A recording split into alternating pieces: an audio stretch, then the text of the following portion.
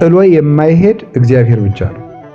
እግዚአብሔር ግን ከልጆቹ ቢጠፉም ቢበድሉም ቢያንሱም ቢያድጉም እግዚአብሔር ሰው በተለወጠ ቁጥር የማይለወጥ ነው። ባህሪው አይለወጥም። የሰው የኃጢአት ብዛት የእግዚአብሔርን ቸርነት አይለውጥም። በዓለም ሁሉ ያለ የኃጢአት ብዛት የእግዚአብሔርን አንዷን የቸርነት ጠብታውን አያክልም።